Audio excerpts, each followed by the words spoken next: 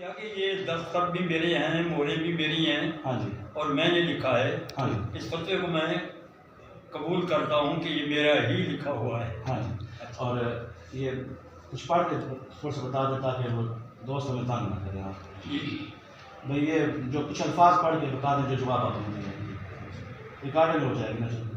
کیا کروں میں اس کو پڑھوں؟ ہاں، فتویٰ تو آپ سامنے ہو گیا، یا پھر اسی فتوے کو آپ اسی طرح کر لیں، یہ فتویٰ تھوڑا سا بنا لیں آپ اس کو۔ یہ دیکھیں مفتی صاحب اقرار فرما رہے ہیں، ان کے دستخط بھی موجود ہیں، انہوں نے فتویٰ دیا ہے یہ ماشاءاللہ۔ یہ دیکھیں یہ مفتی صاحب کا مہر ہے، دستخط مبارک ہیں، یہ دارالفتہ، ٹھیک ہے جی؟ نہیں میری بات سنیں، چل جی میں کام بھی کر دیتا ہوں آپ کو، کسی کو دے دیتے ہیں، میں کرا دیتا ہوں، میں خود آپ کرا دیتا آپ کہاں سے کرائیں گے؟ ہوں، باہر سے کروا دیتا بچہ چلے جاتا ہے، چلیں طالب علم جو ہے یہاں کی کوئی جس پر موٹر سائیکل ہو، میں چلا آپ حضرات سامعین، مفتی اعظم عرب و عجم، امام الغیرت، استاد العلماء، شیخ الحدیث و تفسیر، مفتی فضل احمد چشتی صاحب زیدہ شرفو کو اللہ تعالیٰ نے یہ اعزاز عطا فرمایا ہے کہ جہاں بھی دین اور اصحاب دین پر حملہ ہوا، مفتی اعظم عرب و عجم نے اپنی جان کو تلی پر رکھتے ہوئے اور اپنا فرض سمجھتے ہوئے دین اور اصحاب دین کے دفاع کا حق ادا فرمایا۔ کافی عرصہ سے یہود و نصارہ اور یہود و نصارہ کا پس خوردہ چاٹنے والے نام نہاد مسلمانوں کی جانب سے صحابہ کرام کے خلاف ایک محاذ قائم کیا جا رہا تھا، وہ یہ کہ یزید جس وقت حضرت امیر معاویہ نے اسے ولی عہد مقرر کیا، اس وقت یزید فاسق تھا، فاجر تھا، کافر تھا۔ حضرت امیر معاویہ نے فقط اقربا نوازی کے اندر آ کر اپنے بیٹے کو ولی عہد مقرر کیا ہے، وگرنہ اس کے اندر اہلیت نام کی کوئی شے نہ تھی۔ یزید کے اندر خلافت کی اہلیت نہ تھی، حضرت امیر معاویہ نے نااہل کو ولی عہد مقرر کیا ہے۔ ایک صاحب نے تو یہاں تک کہہ دیا کہ یزید کو نماز بھی نہیں آتی تھی۔ سنیو پھر چیلنج کرتا ہوں، جاؤ جا کے ملا کو اور ملا کی ٹیم کو کہنا کہ منیر عباس آیا تھا اور چیلنج کر گیا تھا 4 کروڑ کی کتابیں ہیں ملا کے پاس، 4 ارب کی کتابیں اکٹھی کر لے اور ان میں سے ایک روایت دکھا دے جس میں یہ ہو کہ تمہارے ڈیڈی یزید کو نماز آتی بھی تھی۔ کوئی ثابت کرے، اتنی کروڑ کی کتابوں سے ثابت کرے کہ یزید کو نماز آتی ہو۔ یزید کو تو نماز بھی نہیں آتی تھی۔ اب یہ عملہ یزید پر نہیں ہے، یزید کو نشانہ بنا کر یہ حضرت امیر معاویہ کو تیر مارنا ہے کہ یزید کو نماز تک نہیں آتی، لیکن حضرت امیر معاویہ اقربا نوازی کے اندر اس طرح اندھے ہو چکے ہیں، فقط اپنا رشتہ پالتے ہوئے ایک نااہل کو، ایسے شخص کو کہ جس کو نماز تک نہیں آتی، ولی عہد مقرر کر رہے ہیں۔ اس طرح صحابہ کرام پر حملہ کے لیے ایک میدان قائم کیا جا رہا تھا کہ حضرت امیر معاویہ نے نااہل کو ولی عہد مقرر کیا اور دوسرے صحابہ کرام نے کسی لالچ کے اندر آ کر یزید کی بیعت کر لی۔ اور عام طور پر محافل کے اندر یہ شعر پڑھا جاتا ہے، اس زمانے چ سب وک گئے نہیں وکیا تے علی دا لال نہیں وکیا۔ یہ ناچیز نے اپنے کانوں کے ساتھ یہ شعر سنا ہے، بڑی محفلوں کے اندر یہ پڑھا جاتا ہے، اور کئی محفلوں کے اندر ناچیز نے جب یہ شعر پڑھا گیا اور وہاں پر یہی موضوع لگا کر اس شعر کا رد کیا ہے کہ اس زمانے میں صحابہ کرام کے بارے میں یہ کہنا کہ وہ بک گئے تھے، یہ صحابہ کرام کی گستاخی ہے۔ خیر، اس طرح صحابہ کرام کے خلاف ایک محاذ قائم کیا جا رہا تھا کہ حضرت امیر معاویہ نے ایک نااہل کو ولی عہد مقرر کیا اور دوسرے صحابہ کرام نے کسی لالچ میں آ کر اس نااہل کی بیعت کر لی ہے، وگرنہ یزید اس وقت فاسق تھا، کافر تھا، فاجر تھا۔ اس طرح صحابہ کرام کو مطعون کیا جا رہا تھا۔ مفتی اعظم عرب و عجم مفتی فضل احمد چشتی صاحب نے صحابہ کرام کا دفاع کرتے ہوئے یہ کتاب لکھی، بیعت یزید سے انکار کا سبب۔ اس کتاب کے اندر یہ موقف بیان کیا گیا ہے کہ یزید حضرت امیر معاویہ رضی اللہ تعالی عنہ کے زمانہ مبارک کے اندر فاسق فاجر نہ تھا، اور آپ نے جس وقت اس کو ولی عہد مقرر کیا اس وقت وہ فاسق فاجر نہ تھا۔ اس موقف کو آپ نے دلائل کے ساتھ اور دلائل کے انبار لگائے یہ ثابت کیا کہ اس وقت وہ فاسق و فاجر نہ تھا،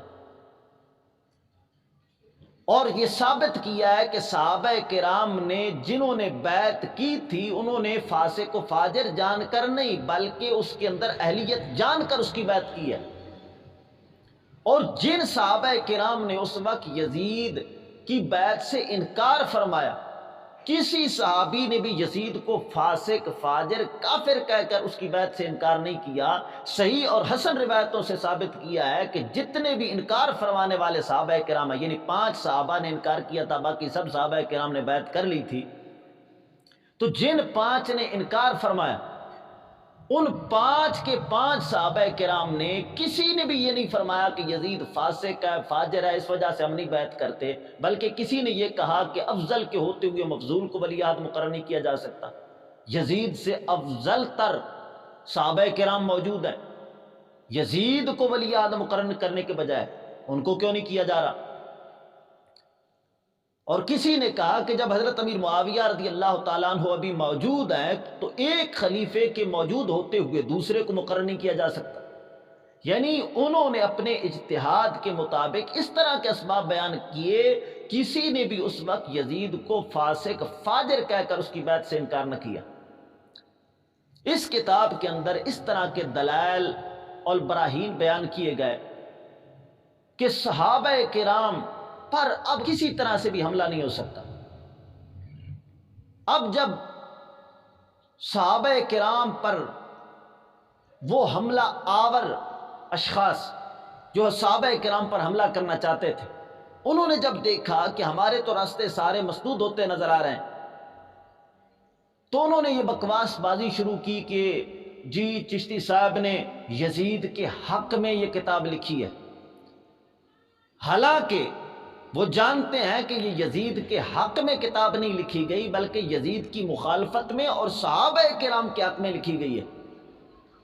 آپ ملاحظہ فرمائیں، اس کتاب کے پہلے صفحے پر یزید کو پلید لکھا ہے کہ یزید پلید اپنے والد ماجد حضرت سیدنا امیر معاویہ کے دور حیات میں کسی برائی میں ملوث نہیں پایا گیا، جو کچھ کیا ان کی وفات کے بعد کیا۔ یعنی یزید فاسق بنا، فاجر بنا، کمینہ بنا، ہم بھی کہتے ہیں کہ یزید پلیت ہے، یزید فاسق و فاجر ہے، لیکن جس وقت حضرت امیر معاویہ رضی اللہ تعالیٰ عنہ نے اس کو ولی عہد مقرر کیا اس وقت وہ فاسق و فاجر نہ تھا۔ اور کتاب کے آخری صفحہ میں دوسرے ایڈیشن کے اندر دیکھیں آپ، لکھا ہے الحاصل کتاب، فرماتے ہیں ہمارا موقف یزید پلید کو فسق و فجور سے پاک صاف دکھانا نہیں، بلکہ ہمارا موقف صرف اتنا ہے کہ حضرت سیدنا امیر معاویہ رضی اللہ تعالیٰ عنہ نے جس وقت یزید کے لیے بیعت لی تھی اس وقت سے پہلے اور اس وقت کے بعد سیدنا امیر معاویہ کی وفات تک یزید فاسق فاجر نہ تھا، لہٰذا حضرت سیدنا امیر معاویہ کو اس کے کسی ظلم اور برائی کا ذمہ دار ٹھہرانا سراسر غلط ہے اور ایمان ضائع کرنے کا سبب ہے اور رافضیوں کی جھوٹی روایات کا نتیجہ ہے۔ یعنی کتاب کے شروع میں بھی اور کتاب کے آخر میں بھی اپنے موقف کی مکمل وضاحت لکھی ہوئی ہے، اور یزید کو پلیت لکھا ہوا ہے، پہلے صفحے میں بھی یزید کو پلیت اور آخری صفحے میں بھی یزید کو پلیت لکھا ہوا ہے۔ اب یہ کہنا کہ یہ یزید کے حق میں کتاب لکھی گئی ہے کہ کس نے کتاب خریدنی ہے، پڑھنی ہے، کون دیکھے گا، بس ویسے شور وویلا کرو تاکہ لوگ اس کتاب کی جانب جائیں نہیں، ان کے موقف سننے کی جانب جائیں نہیں، اور ہمارا جو ہے رستہ اسی طرح کھلا رہے اور ہم صحابہ کرام پر حملہ کرتے رہیں۔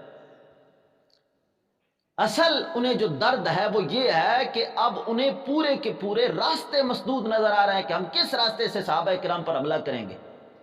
چشتی صاحب نے سارے کے سارے ہمارے راستے بند کر دیے ہیں کہ صحابہ کرام پر تو حملہ ہو ہی نہیں سکتا، جو حملہ کے لیے ہم نے راستہ بنایا تھا وہ تو ختم ہو گیا۔ اب انہوں نے کیا کیا، وہ چشتی صاحب قبلہ کو یزیدی اور اس طرح کے الفاظ بولنے لگے تاکہ لوگ ان سے دور ہٹیں اور ان کی بات سنے تک نہیں، اور ہمارا راستہ کھلا رہے اور ہم صحابہ کرام پر حملہ کرنے کے لیے پھر اسی طرح جو ہے راستہ ہمیں مل جائے اور ہم صحابہ کرام پر حملہ کر سکیں۔ کسی صاحب نے چشتی صاحب کا یہ موقف جو بیعت یزید نامی کتاب کے اندر ہے یہ لکھ کر انوار العلوم ملتان کہ ایک مفتی غلام مصطفیٰ رضوی ان سے سوال کیا کہ ایک شخص یہ موقف رکھتا ہے جو بیعت یزید سے انکار کا سبب نامی کتاب کے اندر تھا، یہ موقف اس نے اپنے الفاظ میں لکھا اور لکھ کر سوال کیا کہ بتائیے کہ اس طرح کا نظریہ رکھنے والے شخص کے بارے میں آپ کیا کہتے ہیں؟ تو انہوں نے کہا، آخری جو جواب ہے 7واں، اس کے اندر وہ کہتے ہیں اس کی یہ تحقیق اور نظریہ قابل اعتراض نہیں، لہذا شخص مذکور کو مذکورہ نظریات کی بنا پر کسی طرح بھی مطعون نہیں کیا جا سکتا۔ اور پچھلے جواب کے اندر انہوں نے جو حضرت امام حسین رضی اللہ تعالی عنہ کربلا کے اندر گئے تھے، واپسی کا ارادہ فرمایا تھا، تو مفتی صاحب نے اپنی کتاب کے اندر یہ لکھا ہے کہ انہیں حضرت امام حسین رضی اللہ تعالی عنہ جب یہاں سے چلے تھے، آپ کا اجتہاد مبارک یہ تھا کہ میں کربلا کے اندر جاؤں گا، کوفے کے اندر جاؤں گا، اور وہاں پر کوفیوں نے چونکہ خود بلایا ہے وہ میری بیعت کر لیں گے، تو اس طرح میں یزید کی حکومت کو ختم کر دوں گا۔ لیکن وہاں پر جا کر جب حالات کو اس کے بالعکس دیکھا تو آپ نے اپنے اجتہاد سے رجوع فرمایا۔ یہاں پر رجوع کے الفاظ ہیں، اور مفتی غلام مصطفیٰ رضوی صاحب نے کہا کہ پہلا آپ کا اجتہاد خطائے اجتہادی ہے، یعنی پہلے اجتہاد کو یہ خطائے اجتہادی لکھ رہے ہیں۔ اب یہ فتویٰ کسی نے مفتی اعظم عرب و عجم مفتی فضل احمد چشتی صاحب کو دیا کہ آپ کے حق میں انوار العلوم ملتان سے ایک فتویٰ آیا ہے۔ مفتی اعظم عرب و عجم نے یہ فتویٰ سامنے رکھتے ہوئے عبد الحمید خانے والی کو مخاطب کیا اور کہا کہ جس بنا پر تم ہمیں یزیدی کہتے تھے وہ وجہ اور وہ علت تو ان کے اندر بھی پائی گئی۔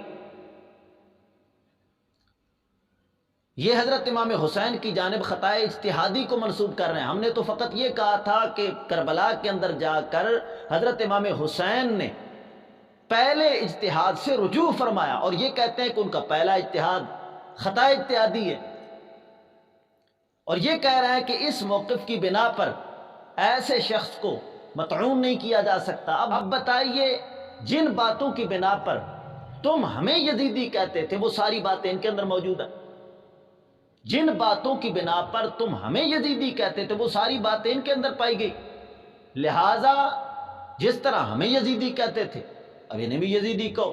اگر انہیں نہیں کہتے تو بتاؤ کس علت کی بنا پر ہمیں پھر کہتے ہو؟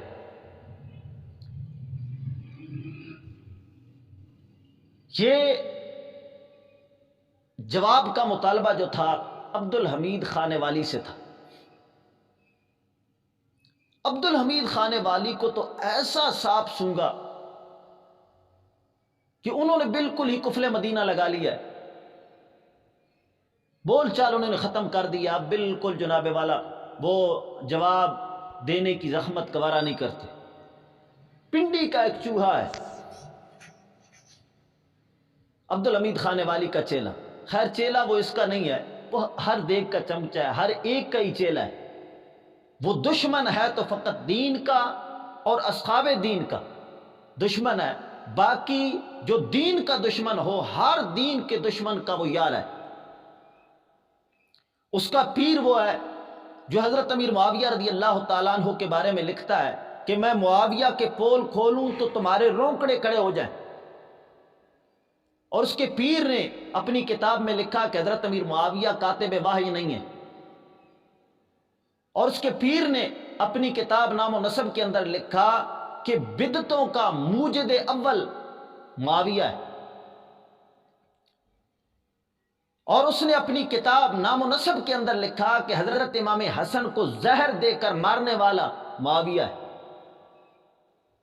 اور اس نے اپنی کتاب نام و نسب کے اندر لکھا کہ معاویہ کے حق میں، معاویہ کی شان میں کوئی بھی روایت صحیح نہیں ہے.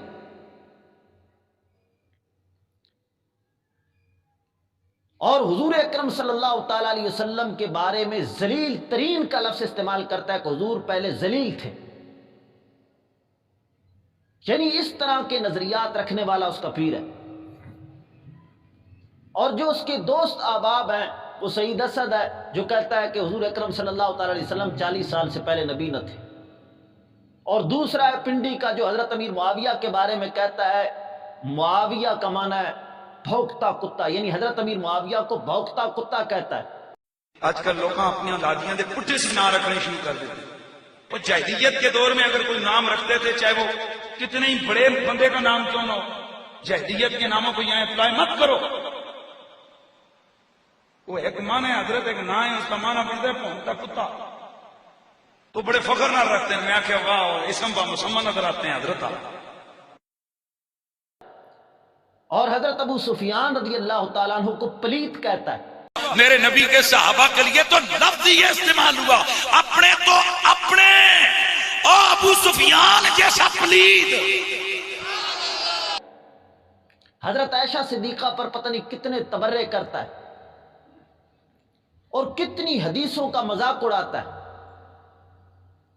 اور اس کا قائد وہ بابا جمہوریت ہے جو دیوبندیوں کو اپنا بھائی کہتا ہے. بیت المقدس بھی آزاد ہو جائے گا. بالکل آپ نے درست کہا. اللہ تعالیٰ فرماتا ہے کہ یہود و نصارہ کو دوست مت بناؤ، مگر اللہ تعالیٰ فرماتا ہے کہ اللہ کی رسی کو مضبوطی سے تھامے رکھو اور تفرقے میں مت پڑو. ہم مسلمان آپس میں فرقوں سے نکل کر ایک دوسرے کے دوست اور بھائی حقیقی طور پر کیسے بن سکتے ہیں؟ آپ مولانا طارق جمیل صاحب اور جتنے بھی، ان کا تو میں نے نام لے لیا، جتنے بھی سیکٹ سے تعلق رکھنے والے بڑے اسکالرز ہیں آپ کی طرح نامور، وہ کیسے ہم آہنگی پیدا کر سکتے ہیں اور ایک ہو سکتے ہیں؟ بتایا نا، ختم نبوت کے مسئلے میں ہماری کسی نے مخالفت کی ہے؟ کسی نے بھی نہیں کی ہے. تو کوئی یہ جو گھر کے اندر بھی دو بھائیوں کے اختلاف ہو جاتے ہیں، یہ اختلاف یہ ایسے نہیں ہے کہ جو بیت المقدس کے راستے میں رکاوٹ بن جائے. ہاں یہ ایسے جھوٹ لوگ ایسے بولتے رہتے ہیں جی تفرق کا یہ معنی ہے. یہ نہیں ہے کہ مسلمان کی رائے جو ہے ایک دوسرے کے خلاف بھی نہیں ہونی چاہیے. بالکل بھیڑ بکریوں کی طرح سوچنا بھی بند کر دیں. سوچ اور فکر تو مسلمانوں کی ہے نا. اور اس میں اختلاف جو ہے دو بھائیوں کے بھی ہو جاتے ہیں. چاروں اماموں کے بھی اختلاف ہوئے، امام احمد بن حنبل کے، امام شافعی کے، امام مالک کے اور امام اعظم ابو حنیفہ کے. لیکن وہ چاروں کے چاروں ایسے ہیں. اختلاف، یہ اختلاف ہونا، یہ تو حضور نے خود فرمایا میری امت میں اختلاف رحمت ہے. لیکن جب تک وہ گردنیں کاٹنے کی طرف نہ آئے اور جناب وہ دوسرے معاملات یہود و نصارہ کی جنٹیاں کر کے مسلمانوں میں تفرقے نہ کریں تو یہ تو کوئی مسئلہ نہیں. آپ بتائیں ہائی کورٹ کے اندر پاکستان کا آئین اتنا سارا ہے، تو ہائی کورٹ میں ایک وکیل ادھر کھڑا ہو جاتا ہے، ایک ادھر، ایک جو ہے مشرق کی طرف چل پڑتا ہے، تو وہاں کبھی کسی نے کہا کہ دونوں کو متفق ہونا چاہیے؟ تشریح میں تو اختلاف ہو جاتا ہے نا. تو یہ کیسے ہو سکتا ہے کہ مولوی خادم ایک تشریح کرے تو اس کے ساتھ ہی ساری دنیا متفق ہو جائے؟ ان کی تشریح جدا ہو سکتی ہے. جس طرح آئین کی تشریح کرتے ہوئے کبھی کسی نے کہا کہ سارے وکیلوں کو ایسے ہو جانا چاہیے؟ تو پھر یہ کیا بات ہوئی کہ سارے قرآن پڑھنے والوں کی رائے ایک ہی ہونی چاہیے؟ رائے کا اختلاف تو ہونا چاہیے، اس میں کیا مسئلہ ہے؟ اس میں تو رحمت ہے.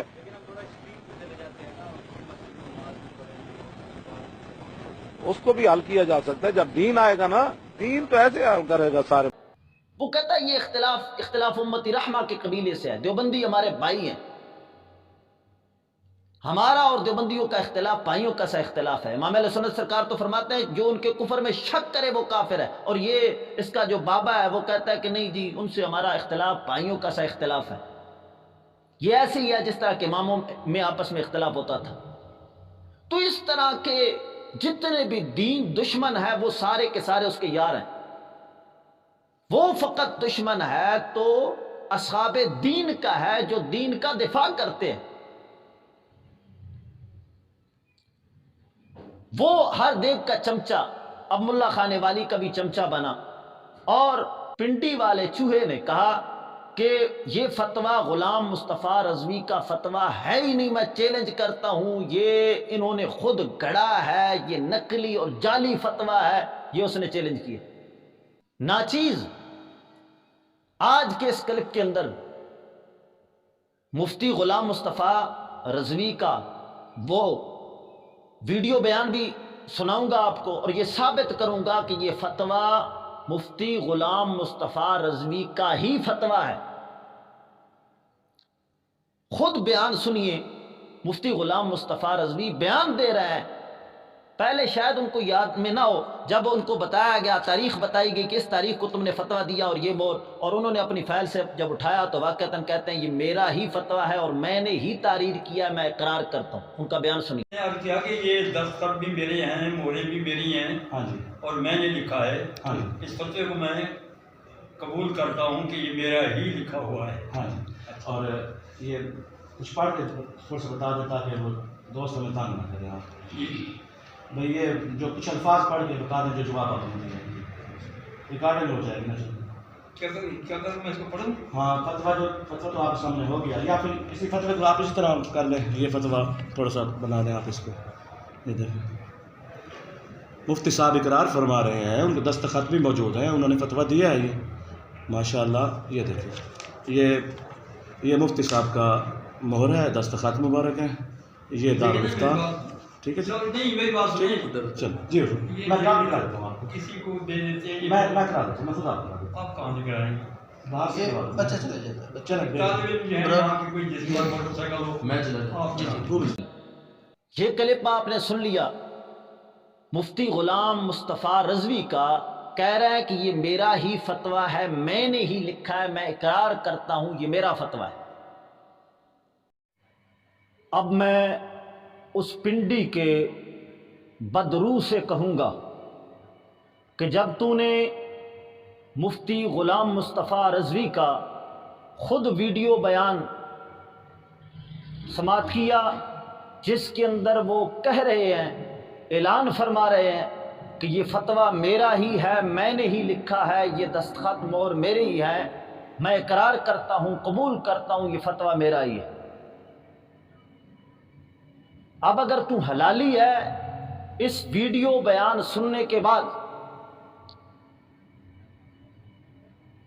ویڈیو بیان چڑھا اور جس کے اندر کہے کہ میں جھوٹ بولتا رہا ہوں، مجھ سے کس بیانیاں ہوئی ہے، میں توبہ کرتا ہوں اور اعلان کرتا ہوں میں نے سب کچھ جھوٹ بولا، وہ فتویٰ مفتی غلام مصطفیٰ رضوی کا ہی ہے۔ اور جب یہ فتویٰ مفتی غلام مصطفیٰ رضوی کا ہے تو اس کے اندر دو باتیں موجود ہیں۔ ایک تو یہ کہ مفتی صاحب کے سارے موقف پر یہ کہہ رہے ہیں کہ مفتی صاحب کو کسی طرح سے طعن و تشنیع کا نشانہ بنانا اور ان پر کسی قسم کا الزام نہیں لگایا جا سکتا، لہذا یہ تو کہہ رہے ہیں کسی قسم کا الزام ان کو نہیں دیا جا سکتا، اور تم کہتے ہو یزیدی۔ اور دوسری بات، جس بنا پر تم مفتی اعظم ارب و عجم مفتی فضل احمد چشتی صاحب کو یزیدی کہتے ہو اور کہتے ہو کہ انہوں نے حضرت امام حسین رضی اللہ تعالی عنہ کی جانب خطائے اجتہادی کو منسوب کیا ہے، وہ کام انہوں نے بھی کیا ہے۔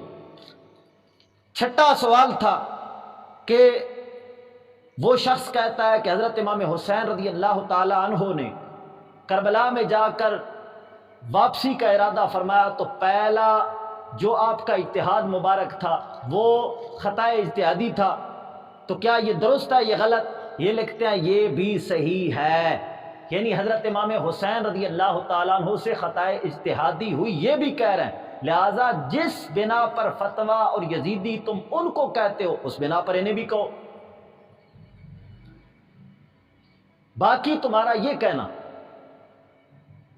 کہ الیاذ باللہ الیاذ باللہ، جس طرح تو بھی کہتا ہے، خانے والی بھی کہتا ہے اور ٹوکا کھوتا بھی کہتا ہے، الیاذ باللہ جی انہوں نے حضرت امام حسین رضی اللہ تعالی عنہ کی جانب خطائے اجتہادی کو منسوب کیے، تو اس کے متعلق میں کہوں گا جس چیز پر تم الیاذ باللہ پڑھ رہے ہو وہ گناہ ہے یہ نیکی۔ حضور اکرم صلی اللہ تعالیٰ علیہ وسلم نے تو خطائے اجتہادی کو نیکی فرمایا ہے۔ یہ مسند امام احمد بن حنبل میرے سامنے ہے۔ حضور اکرم صلی اللہ تعالیٰ علیہ وسلم نے فرمایا اذا حکم الحاکم فاجتہد فاصاب فلہ اجران واذا حکم فاجتہد فاخطأ فلہ اجر۔ حضور اکرم صلی اللہ تعالیٰ علیہ وسلم نے فرمایا مجتہد اگر اجتہاد کرے اور اجتہاد میں درستگی کو پائے تو فرمایا اس کے لیے 2 نیکیاں ہیں، اور اگر اجتہاد میں اس سے خطا بھی ہو جائے تو حضور اکرم صلی اللہ تعالیٰ علیہ وسلم نے فرمایا یہ گناہ نہیں بنے گا بلکہ اللہ تعالیٰ کے ہاں سے اس کو ایک نیکی ملے گی۔ یہ روایت مسند امام احمد بن حنبل میں کئی سندوں سے آئی ہے۔ یہاں پر حضور اکرم صلی اللہ تعالیٰ علیہ وسلم نے فرمایا اگر مجتہد اجتہاد میں ثواب کو پائے تو 2 نیکیاں، اور اگر غلطی کرے اجتہاد میں خطا ہو جائے تو فرمایا گناہ نہیں بلکہ ایک نیکی ملے گی۔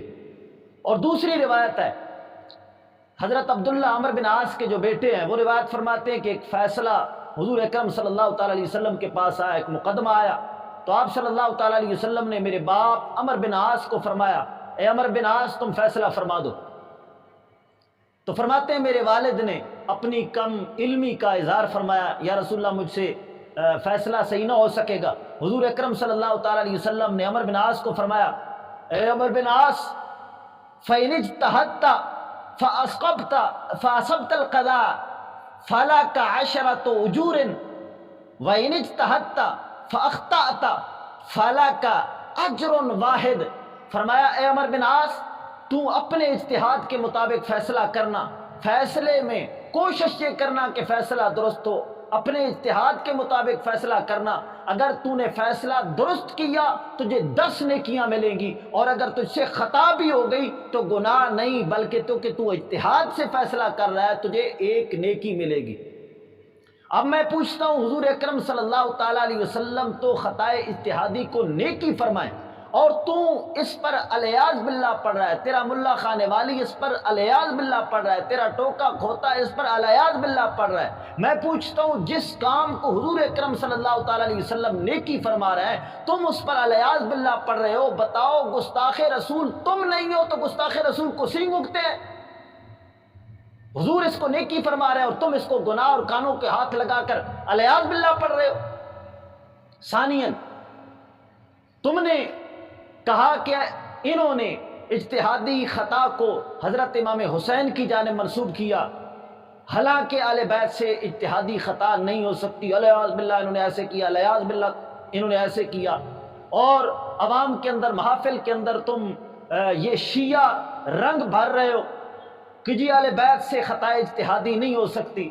تمہارے نعت خان یہ کلام پڑھتے ہیں کہ ہر ایک خطا سے پاک ہے امی حسین کی، اور حضرت امام حسین سے اجتہادی خطا نہیں ہو سکتی۔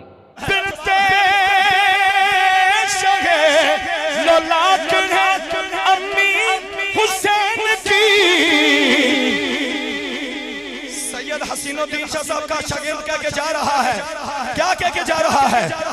ہر ایک خطا سے پاک ہے امی حسین کی، ہر ایک خطا سے پاک ہے امی حسین کی، ہر ایک خطا سے پاک ہے امی حسین کی۔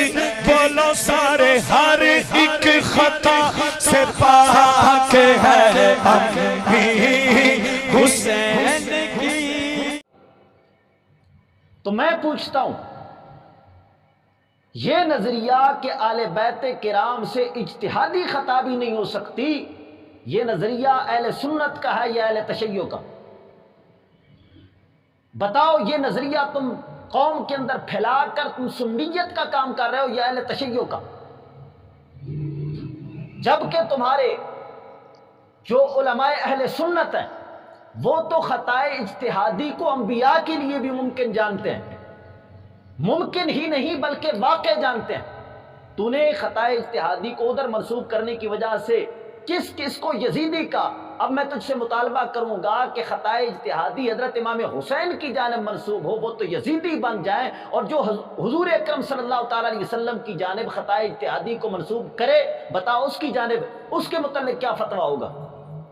یہ میرے پاس جال حق ہے، اور اس میں تقلید کی جو بحث چل رہی ہے، اس کے اندر انہوں نے لکھا قرآن کریم نے حضرت داؤد علیہ السلام کی اجتہادی خطا اور حضرت سلیمان علیہ السلام کی درستگی بیان فرمائی مگر کسی پر عتاب نہ فرمایا۔ داؤد علیہ السلام کی جانب اجتہادی خطا کی نسبت کر رہا ہے، اور تھوڑا سا آگے چل کر کہتا ہے اگر حاکم نے غلطی کی ہے تو بھی اس کی پکڑ نہیں۔ دیکھو حضور اکرم صلی اللہ تعالی علیہ وسلم نے بدر کے قیدیوں سے محض قیاس پر فدیہ لیا، پھر آیت اس کے خلاف آئی، معلوم ہوا کہ اس قیاس سے رب راضی نہیں، یعنی حضور اکرم صلی اللہ تعالی علیہ وسلم سے اجتہادی غلطی کہہ رہا ہے، غلطی ہوئی لیکن رب راضی نہیں، مگر وہ فدیہ کا روپیہ واپس نہ کرایا گیا، بلکہ ارشاد ہوا فَقُلُوا مِمَّا غَنِمْتُمْ حَلَالًا طَيِّبًا کہ وہ مال کھا لو حلال طیب۔ معلوم ہوا کہ خطائے اجتہادی پر کوئی پکڑ نہیں۔ اب یہ خطائے اجتہادی کدھر منسوب کی جا رہی ہے؟ خطائے اجتہادی اور غلطی کہہ کر حضور اکرم صلی اللہ تعالی علیہ وسلم کی جانب منسوب کیا جا رہا ہے کہ حضور اکرم صلی اللہ تعالی علیہ وسلم نے بدر کے قیدیوں سے جو فدیہ لیا تھا آپ صلی اللہ تعالی علیہ وسلم کی اجتہادی خطا تھی۔ اب اجتہادی خطا کو اگر حضرت امام حسین کی جانب منسوب کیا جائے وہ خطا ہے اور وہ گناہ ہے، اور اس طرح گناہ کرنے والا یزیدی ٹھہرتا ہے، تو بتا اس طرح کی خطا اجتہادی کو حضرت امام حسین نہیں بلکہ حضور اکرم صلی اللہ تعالی علیہ وسلم کی جانب جو منسوب کرے وہ کون ہوگا؟ انبیاء کی جانب منسوب کرے، خود حضور اکرم صلی اللہ تعالی علیہ وسلم کی جانب منسوب کرے، اور حضور اکرم صلی اللہ علیہ وسلم کے متعلق کہے کہ ان سے خطا اجتہادی ہوئی ہے، غلطی ہوئی ہے۔